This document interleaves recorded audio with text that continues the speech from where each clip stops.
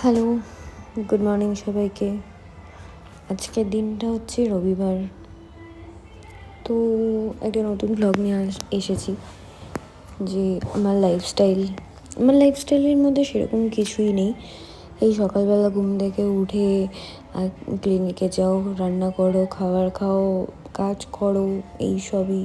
রাত্রে ঘুমানো, ঘুম থেকে উঠে তাড়াতাড়ি ফ্রেশ আপ হয়ে জলদি জলদি ক্লিনিকে যাও, এইসব কিছুই। তো ফটাফট উঠে রেডি হওয়ার জন্য তৈরি হচ্ছিলাম। খুব বিরক্তি লাগছিল আজকের দিনটা, জানি না কেন। তো আমাদের কি হয় না, প্রফেশনটাই আমাদের এরকম, যেটা কি আমাদেরকে মেনে নিতেই হবে। মেডিকেল পার্সনরা, আমি জানি এই ভিডিওটা যখন মেডিকেল পার্সনরাও দেখবে তখন হয়তো এটুকুটা বুঝতে পারবে যে ভাই আমাদেরকে কতটা স্ট্রাগল করতে হয়। নর্মাল পিপলদের পক্ষে এটা সম্ভবই না জানা, ওরা মানতেও চায় না।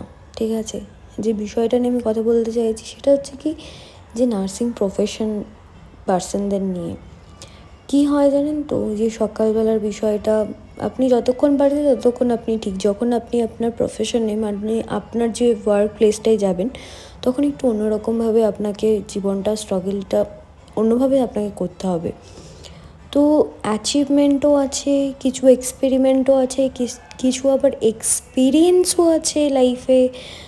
তো সব কিছুই শেখা না শেখার একটা বিষয়। ঠিক আছে, তো প্রথম কথা হচ্ছে যে আপনি এই যে আজকে এই প্রফেশনটাই কিভাবে এসেছেন।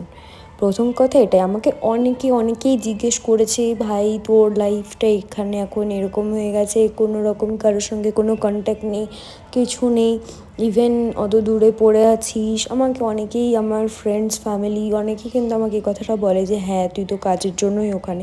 বাট বিষয়টা কি জানেন তো, অনেক কিছু স্যাক্রিফাইস করে আজকে এখানে থাকতে হচ্ছে, কিছু করারই নেই। সত্যি আমিও পুরো হেল্পলেস। তো বিষয়টা কীরকম, আপনি নিশ্চয়ই এত কিছু এফোর্টস দিয়ে লাইফে এত কিছু করেছেন, কিছু তো জিনিস মানুষের চোখের সামনে তো দেখানো উচিত না। আমি জানি আমি এখন এই কথাগুলো বলছি, যখন যেই মানুষগুলো যখন শুনবে যে আমি এই কথাগুলো বলছি, এগুলো কথা আমার ফেক, এগুলো কোনো ভ্যালুয়েবল না, কিচ্ছু না। কিন্তু জিনিসটাই এরকম জানেন তো, এই যে সকালবেলা উঠে ফ্রেশ হয়ে তাড়াতাড়ি একটা টাইমের মধ্যে ঢোকা, নাহলে পরের দিন কাজের জায়গায় বকা খাওয়া, এটা প্রত্যেকটা মানুষ একটা প্রাইভেট কোম্পানিতে যখন কেউ কাজ করে প্রত্যেকটা মানুষ এটা জানতে পারে যে তাদের সঙ্গে এক একটা দিন কীভাবে যায়। তো কি হয় না, আমরা কেন এই জিনিসগুলো করছি, কেন এই পোস্টগুলো করছি, যে আমাদের মাইন্ডগুলো একটু জায়গায় একটু আলাদাভাবে রাখি, মাইন্ডটা একটু ডিস্ট্র্যাক্ট করি, যাতে এইসব জিনিসগুলো আমাদের রোজ না মনে পড়ে যে আমার সঙ্গে কি হচ্ছে বা তার সঙ্গে কি হচ্ছে, এসব কিছু আমরা ভুলতে যাই। বাস এটুকুটাই। তো কী হচ্ছে বিষয়টা জানেন তো, সকালবেলা এমনও হয় যে ব্রেকফাস্ট করে লাঞ্চ করার সময় সবাই কি করে, সবাই তো ডেলি লাইফ রুটিন, সবাই তো সব কিছু মেনে চলে, কিন্তু আমাদের নার্সিং প্রফেশন যা আছে না, আমাদের সম্পূর্ণটাই উল্টো রকমের। যদি আজকে একজন কাজে আসে আর একজনের যদি ডে অফ থাকে, তখন আপনি কি করবেন? আপনার জায়গাটাকে তো মানে তার জায়গাটা থেকেও তো আপনাকে বাঁচিয়ে চলতে হবে, মানে তাকেও তো আপনাকে পূরণ করতে হবে সে বিষয়টা। আপনার সেখানে খাওয়ার সময় যদি আপনার লাঞ্চ টাইম যদি থাকে 2টো থেকে 3টে পর্যন্ত, আপনি খাবার খাচ্ছেন 4টের সময়, কিছু করার নেই। কিন্তু ওই জায়গাটাতে আপনি কিছু বলতেও পারবেন না। আমার সঙ্গে এই জিনিসটা হয়েছে। আজকে আমি যখন 6 মাস আগে 7 মাস আগে একটা ক্লিনিকে কাজ করতাম, আমি ওখান থেকে অনেক কিছু এক্সপিরিয়েন্স পেয়েছি লাইফের থেকে বড় কথা হচ্ছে কি বলুন তো, আমি অনেক কিছু অ্যাচিভ করেছি সেখান থেকে। Blood draw, cannula, saline, paracetamol, যা যেরকম হয় যতটুকুটা গেন করেছি আমি সেখান থেকেই গেন করতে পেরেছি। তো বিষয়টা কী হচ্ছে বলুন তো, মানে আমরা প্রত্যেকজনই একটা না একটা জায়গায় লার্নিং প্রসেসে থাকি, যে আমরা এই জিনিসটা শিখছি, এই জিনিসটা করতে হবে, আমাদেরকে শিখতে হবে, এরপরে নেক্সট স্টেপটা কী করতে হবে, যেখানে আপনি কোনো বকাঝকা কিছু খাবেন না, আপনি একটা পারফেক্ট জোনে আছেন। জিনিসটা কিন্তু ওই রকম, জিনিসটা আমাদের এরকমও হয়েছে। মানে আমি যেটা আমার ব্যক্তিগত জীবন থেকে আপনাকে বলছি, এক্সপিরিয়েন্স যেটা আমি পেয়েছি, সেটা হচ্ছে কি বিষয়টা বলুন তো, যেরকম মানে একটা ডে অফ তো বিষয়টা ছাড়ুন, ওইসব তো বাদই দিলাম। বিষয়টা কেমন বলুন তো, ধরুন আজকে সকাল থেকে আপনি ডিউটি করছেন, হঠাৎ করে আপনার পেশেন্ট এসছে 20 পেশেন্ট, ওপিডি পেশেন্ট আছে 50, সেখান থেকে কনভার্ট হয়েছে 20 পেশেন্ট। সেখানে ব্লাড ড্র ক্যানুলা আপনাকে করতে হচ্ছে, আপনাকে অ্যাসিস্ট করতে হচ্ছে, নতুন অ্যাসিস্ট্যান্ট যারা এসে তাদেরকে আপনি হ্যান্ড ওভার দিচ্ছেন, তাদেরকে শেখাচ্ছেন যে বিষয়টা কী করে করতে হবে, সব কিছু জিনিসগুলোকে আপনাকে মেনটেন্স করে চলতে হবে। তারপরে আবার আছি আমি কর্ণাটকা বোর্ডে, মানে কর্ণাটকা মতলব আমি ব্যাঙ্গালোরে থাকছি। এবার ব্যাঙ্গালোরে থাকা মানে কিন্তু বিষয়টাই না যে শুধুমাত্র হিন্দি ইংলিশে আপনার সব কিছু চলবে, বেঙ্গলি তো নেই, আছেই খুব ঠিক আছে, বাট তারা তো আর আসবে না, আমাকে কিন্তু কর্ণাটকা পিপলসদের নিয়েই কিন্তু চলতে হবে। তাদের সঙ্গে পেশেন্টদের সঙ্গে ভালোভাবে বিহেভ থেকে শুরু করে তাদের ভাষায় কথা বলা, কোনো কোনো পেশেন্ট যেমন অ্যাডজাস্টেবল হিন্দি ইংলিশ নিয়ে ওরা ঠিক আছে পারফেক্টলি চলতে পারে, বাট যারা বেসিক তারা শুধুমাত্র কর্ণাটকা ভাষা জানেন, তারা কী করবেন? তারা নিশ্চয়ই আমাদের কাছ থেকে এক্সপেক্ট করবে যে আমরা ওদের সঙ্গে এই ভাষাতেই কথা বলি। হ্যাঁ, আমি ওটা নিয়েও আমি ট্রোল হয়েছি, ওটা নিয়েও আমাকে অনেকে কথা শুনিয়েছে যে তুমি কর্ণাটকা বোর্ডে থাকছো কিন্তু কর্ণাটকা ভাষা জানো না, 3-4 বছর হয়ে গেল কীভাবে এখনও ভাষা শিখতে পারোনি। ভাষাটা শেখার জন্য কিন্তু মানুষের দরকার, প্রথম থেকে কিন্তু আমরা 1-2 বছরে কিন্তু কোনো পার্সনকে পাইনি যে ভাষা শেখানোর মতন, বুঝতে পেরেছেন তো? লার্নিং প্রসেসটা কিন্তু খুব কঠিন, আর যেটুকুটা অ্যাচিভ করেছি আমি তো মানবো যে আমি আমার জন্য অনেকটা করে নিয়েছি। আর যত আমি মানে এখনও আমার জানি, আমি নিজেও জানি যে আমার এখনও প্রসেসিংটা এখনও দেরি আছে যে আমার ওই লাইফটা অ্যাচিভ করতে। তো যেটা আসল কথায় আমি আসি, সেটা হচ্ছে কর্ণাটকা বোর্ড, কর্ণাটকা পার্সন, এখানে সব রকমই আছে ভাই। লাইফটা একরকম না যে এই জিনিসটা খুব সহজে আমি পেয়ে গেছি। এই যে আমি যে আজকে এই পজিশনে আছি না, আমাকেও অনেক কিছু ফেস করতে হয়েছে। প্রথম কথা তো ওটাই ফেস করতে হয়েছে, হস্টেলে থাকা, বাড়িতে এতদিন না যাওয়া, বাড়িতে গিয়েও আবার এখানে ফিরে আসা, তারপরে একটা কাজের চাপ যে কী করে অ্যাটলিস্ট আমি একটা কোথাও কাজ পাবো, তো এরকমভাবেও আমার মাইন্ডে এত কোয়েশ্চেনেবল কাজগুলো আমার মাইন্ডে চলছিল। বাই দ্য ওয়ে কিছু করার নেই, তো আমি মিনিমাম সেকেন্ড ইয়ারের থেকে আমি স্টার্ট করে দিয়েছি। তো স্টার্ট তো করেই দিয়েছিলাম কাজকর্ম করা, আমি কাজকর্ম পেয়েও গেছিলাম, হয়তো নিজের ধরনের প্রথমে একটা হসপিটালে করেছিলাম, হসপিটাল থেকে আমি ভালো কিছু এক্সপিরিয়েন্স পাইনি। ভালো কিছু এক্সপিরিয়েন্স বলতে কি না পেয়েছি এমনও না যে পাইনি, সেটা নর্মাল পিপলস করে, যে না একটা নার্সিং স্টাফ ও ভাইটালস চেক করা, ও যেগুলো জানা নেই সেই প্রসেসিংগুলো আপনাকে করতে হচ্ছে, শিখতে হচ্ছে, এগুলো একটা বেসিক জিনিস। দেখুন আপনাকে কিন্তু কেউ ধরে শেখাবেন না, কেউই শেখাবে না। সবাইকে নিজের যদি একটা ইচ্ছে থাকে যে না আমি এটা শিখতে চাচ্ছি, আমি এটা করতে চাইছি, তখনই কিন্তু একটা মানুষ শিখতে পারবে। তো ওটা তো একটা ব্যাপার আছেই যে আপনি কাউকে ফোর্স করছেন যে এই পজিশনটা আসার জন্য, আপনি তাকে কাজ দিচ্ছেন, আপনি তাকে করতে বলছেন, কোনোভাবেই সেই জিনিসটা কিন্তু আপনি অ্যাচিভ করতে পারবেন না।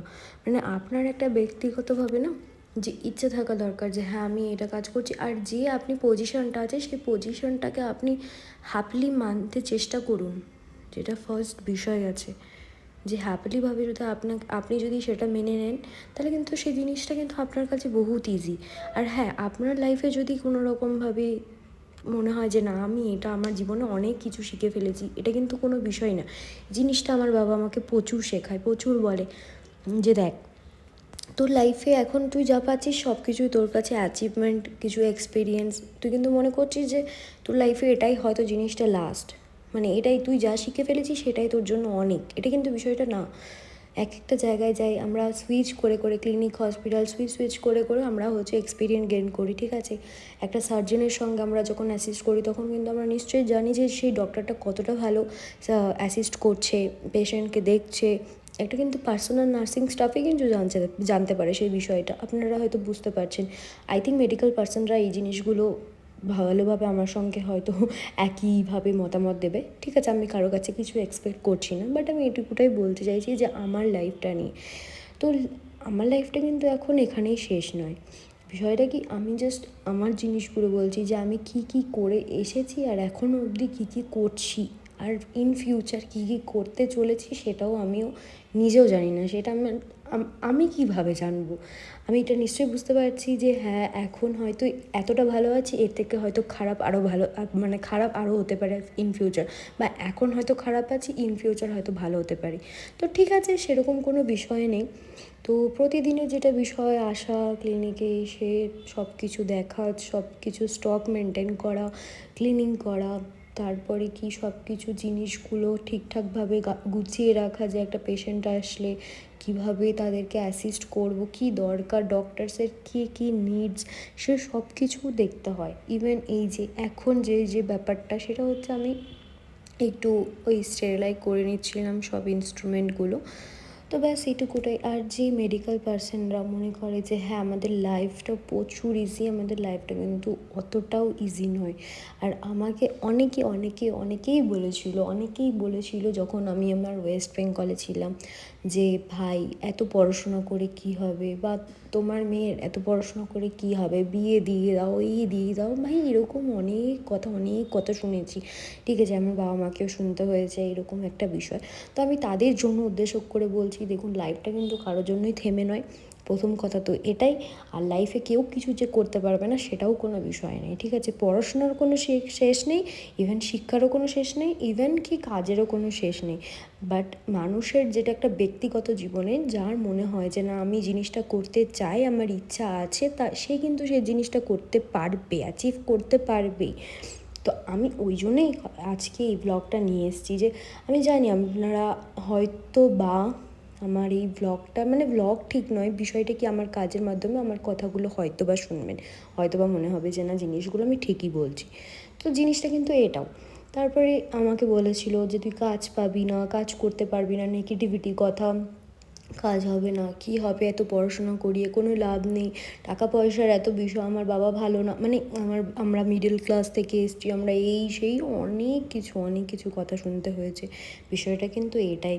তো যার জন্য, আর তারপরে কর্ণাটকাতে কেন পড়ে আছি, মানুষের মধ্যে কিন্তু কোনো কোয়েশ্চেনেবল জিনিসগুলো আসেই না, যে মানুষ কেন কর্ণাটকা বোর্ডে এত কাজ করছে, ভাই কেন বাইরে চলে আসছে, নিশ্চয়ই তার মানে এই জায়গাটায়, যেই জায়গা থেকে সে বিলং করতো, যে ছিল সেই জায়গাটায় নিশ্চয়ই তারা কোনোভাবে, মানে কোনো রকম রাস্তাই পায়নি নিশ্চয়ই। আর তাদের কাছে হয়তো সামর্থ্যই ছিল না যে এত টাকা দিয়ে পড়াশোনা করা, বা একটা ভালো কিছু জব পাওয়া, একটা ভালো পজিশন পাওয়া, সেটা কিন্তু কোনোভাবেই তারা কিন্তু পায়নি নিশ্চয়ই। তার জন্যই কিন্তু আজকে সে কর্ণাটকা বোর্ডে। আর কর্ণাটকা বোর্ড মিন্স, এটা আমি বলছি না যে আমি আমার ওয়েস্ট বেঙ্গল পিপলসের হেটার্স করছি, বা আমি কর্ণাটকা বোর্ডকে বহৎভাবে আমি তাদেরকেও প্রোটেক্ট করছি বা তাদের সাপোর্ট নিচ্ছি, সেটা কিন্তু একদমই না। বিষয়টা কিন্তু এটাই, আপনাকে ভালো কিছু করতে গেলে বাইরে আসতে হবে, বাইরে থাকতে হবে, নিজের মতন করে চলতে হবে, নিজে টাকা ইনকামের জন্য যা মনে হয় কি, এমন না যে ভাই এমনভাবে তোর লাইফ স্ট্রাগল করছিস যে সব কিছু জিনিস খারাপ হয়ে গেছে, তোর মতলব রেপুটেশন বগেরা ওই সব কিছু খারাপ হয়ে গেছে, এইসব কিন্তু বিষয়টা না। আর রেপুটেশন খারাপ, ওটা নিজের ব্যক্তিগত, ওটা নিজের হাতের মুঠোই। যে বলে যে না, আজকে আমার রেপুটেশন খারাপ করতে হবে, আমাকে নিজেকে এরকমভাবে খারাপ করতে হবে, তাহলে ঠিক আছে ভাই, তাহলে তুমি এরকমভাবে চলতে পারো, সেটা তাদের ব্যক্তিগত ব্যাপার। আর বিষয়টা কি, কর্ণাটকা বোর্ডে থাকা বা একটা বাইরের মানুষ যখন থাকে, নিশ্চয়ই তার পিছনে কোনো না কোনো কারণ থাকে, যে হ্যাঁ আমরা কাজ পাবো না ওয়েস্ট বেঙ্গলে, বা আমাদের ওয়েস্ট বেঙ্গলটা ভালো না, এই সব অনেক কথা আমাদেরকেও এখানে, আমরা কিন্তু কর্ণাটকা পিপলসের এখানে যখন আমরা কাজ করি না, আমাদেরকেও শুনতে হয়, তোমরা কেন এত টাকা ফিস দিয়ে তোমরা তাহলে এখানে কেন পড়াশোনা করলে, তোমরা এখানে কেন আছো, আমাদেরকে কিন্তু শুনতে হয়। আমাদের কাছে কিন্তু তখন একটাই অ্যান্সার, যে হ্যাঁ ম্যাম, বা হ্যাঁ ডক্টর, হ্যাঁ স্যার, যে আমরা হয়তো বা 10 লাখ টাকা খরচা করে ওয়েস্ট বেঙ্গলে পড়ার মতন আমাদের সামর্থ্য নেই, আর আমরা যদি 10 লাখ টাকাও যদি স্পেন্ড করে পড়াশোনা করি, খুব তাড়াতাড়ি আমরা জব পাবো না। এইটুকুটাই কিন্তু আমাদের বক্তব্য, যে না সত্যি জিনিসগুলো এরকম। কেউ এখনও অবধি যে ভাবছে যে না, আমাকে ইন ফিউচার ওয়েস্ট বেঙ্গলে থাকতে হবে, ওয়েস্ট বেঙ্গলেই আমার সব কিছু, পরিবার এই সেই সব কিছু, তারা কিন্তু করছে, তারা কিন্তু অবশ্যই করছে। কিন্তু আমার যে জিনিসটা, আমার যে নিজের একটা ব্যক্তিগত জীবন, বা আমি যেটা মনে করি, আমার যেটা মাইন্ড মনে হয়, আমি মনে করি যে আমি এখনকার জন্য আমি 5 বছর 10 বছর আমি যত বছর আমার যদি ইচ্ছা আমি তত বছরই আমি এখানে থাকবো, যেখানে আমি ভালো প্রফিট পাবো আমি সেখানেই থাকবো। তাই বলে এমন নয় আমি ওয়েস্ট বেঙ্গল যাবো না, আমি আমার বাবা মায়ের সঙ্গে থাকবো না, এমন কোনো বিষয় নেই। কারণ আমাকে এইসব কোয়েশ্চেনের অ্যান্সারগুলো দিতে হবে, আর আমি তার জন্যই আমি এখানে আজকে আমি বলছি। কারণ আমাকে প্রায়জন জিজ্ঞেস করে তুই তার মানে কোনোদিনও ওয়েস্ট বেঙ্গল যাবি না, তুই কোনোদিনও তোর বাবা মায়ের সঙ্গে থাকবি না, তার মানে তুই ছেড়ে দিলি ওয়েস্ট বেঙ্গল। কেন ওয়েস্ট বেঙ্গল ছাড়বো? কারণ ওয়েস্ট বেঙ্গল ছাড়ার পিছনেও আমার এখন একটা কারণ আছে, যে আমি ওখান থেকে ভালো কিছু অ্যাচিভ করিনি। আমার 12th যেটুকুটা আমি পেয়েছি বাস ওটুকুটাই। হ্যাঁ, আমার আর্টস নিয়ে পড়ার ইচ্ছা ছিল, আমি আর্টস নিয়েও পড়তে পারিনি। আমার ইচ্ছা ছিল আমার ড্রয়িংয়ের প্রতি খুব ভালোভাবে এগিয়ে যাওয়ার, আমি সেটা নিয়েও পড়তে পারিনি। কারণ আমি ভেবেছিলাম যদি আমি আর্টটা নিয়ে কিছু আমি একটু করি, সেটার পিছনেও আমাকে মিনিমাম ভালো কিছু অ্যামাউন্ট সেটার জন্যও দিতে হবে। তো তারপরে কি হয়তো আমি এটাও ভেবেছিলাম যে হ্যাঁ, যদিও আমি সেটা করেও হয়তো খুব তাড়াতাড়ি কিছু জব লাইনে ঢুকতে পারবো না, আমার ফ্যামিলিকে কোনোভাবে প্রোটেক্ট করতে পারবো না, একটা হেল্পিং হ্যান্ডের দরকার, সেটা হয়তো আমি এটা ভেবেই আমি আজকে নার্সিং প্রফেশনটা চুজ করেছি। কিন্তু কি হয় জানেন তো, যখন নার্সিং প্রফেশনটা চুজ করেছি তখন আমার এটাও মনে হয়েছে ভাই আমি এই জিনিসটা ভুল করেছি, আমার এটা তো করা উচিত ছিল না। এত প্রেশার, এত চাপ, এত মাইন্ড ডিস্ট্র্যাক্ট, মানে করার মতো এমন কথাবার্তা, এমন কিছু নিচু, মানে সেইভাবে রেসপেক্ট দেওয়া নেই পার্সনদের। নতুন যখন যে কেউ একটা নতুন পজিশনে যে কেউ যায় তখন তাকে ওখান থেকে বের করানোর জন্য সবাই উঠে পড়ে থাকে। আমাদেরকে ওই সবগুলোও না এগিয়ে বেরিয়ে আসতে হয়, যে না আমাকে ওই স্ট্যান্ডটা পেতেই হবে। বিষয়টা আমাদের এরকমই। যারা ব্যাঙ্গালোরে মেডিকেল পার্সনরা যারা কাজ করছে তারাই একমাত্র জানে তাদের লাইফটা কিভাবে চলছে। আমাদের ব্যাঙ্গালোর কিন্তু অতটাও মানে না যে সবার কাছে অ্যাফোর্ডেবল, যে সবাই পারবে।